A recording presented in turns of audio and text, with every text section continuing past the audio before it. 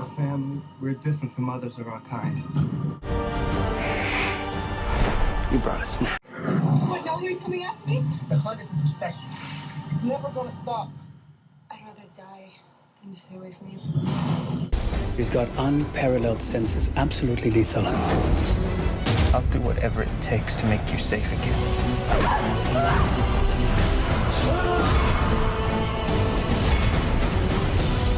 You're faster than the others. Wait, stop the clip.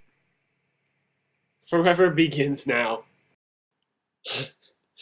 You know a movie's gonna be shitty when the trailer has a line like "Forever begins now" in it. Forever can't begin. Forever can't end. Forever doesn't start, that's why it's called Forever. It doesn't make any damn sense. Alright, I got a lot to say, as you guys can probably tell, so I hope you enjoy this, my review of Twilight.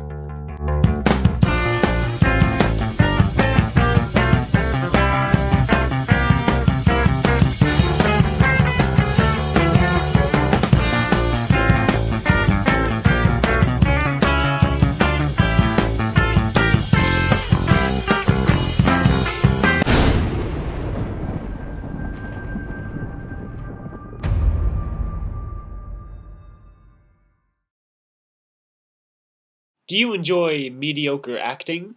Maybe terrible special effects are your thing? Did you enjoy the Aragon movie? If you said yes to any or all of the above, then Twilight is the movie for you! Cedric Diggory as Rob Pattinson as Edward. Overall, it wasn't too bad. His performance was decent. His character was actually pretty funny, and I thought he fulfilled Ed well. Now Bella, on the other hand, I despised Bella in the book. She was the opposite of the kind of girlfriend I would want. The opposite of who I thought deserved Edward. It sounded kind of weird the way I worded it, but you know what I mean.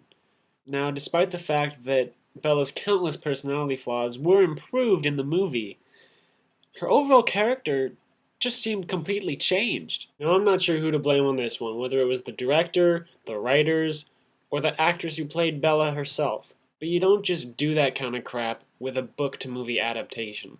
It's the last thing you do.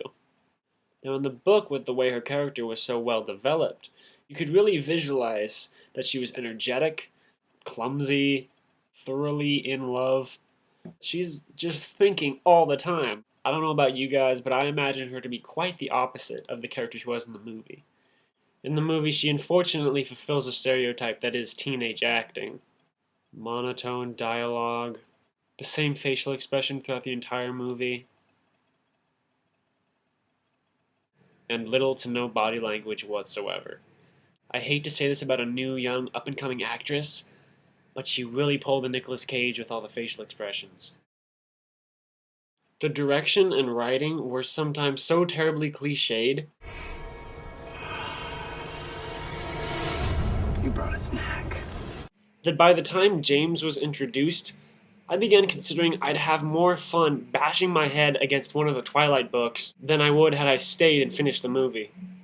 And while I guess I can be thankful I don't have a big bulging bruise on my forehead, I'm pretty confident I came out of that movie a little less sane than I was going in. But don't worry, you can't let your hopes get shot down by something as insignificant and unimportant as the acting in the film. I mean, you have special effects and cool fight scenes to look forward to, don't you? The fight between James and Edward was just pathetic as far as how visually compelling it was. You could practically see the strings that were holding Rob Pattinson up as he jumped across the room. Seriously, what kind of superhuman would intentionally rock back and forth as he jumped through the air? What would even cause that to happen? Oh, and we definitely can't forget the makeup. Probably 2/3 of the theater I was in cheered or whistled when Dr. Carlyle came on the screen.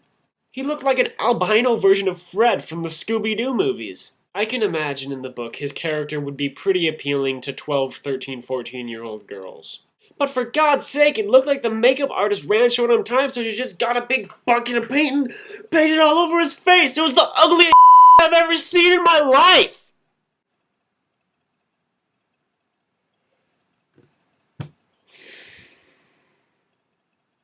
I gotta wrap up this review.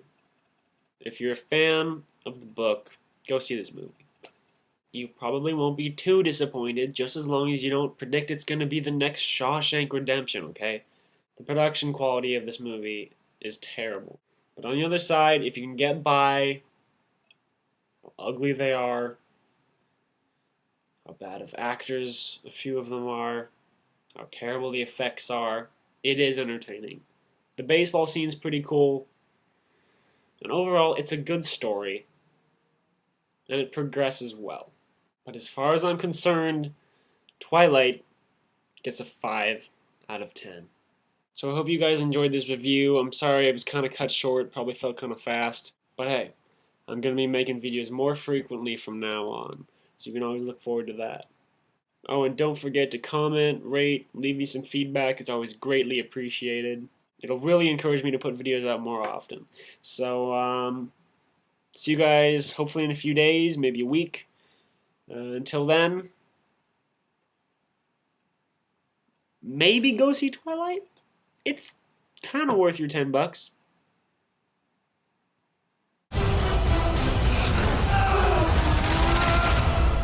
You are my life now.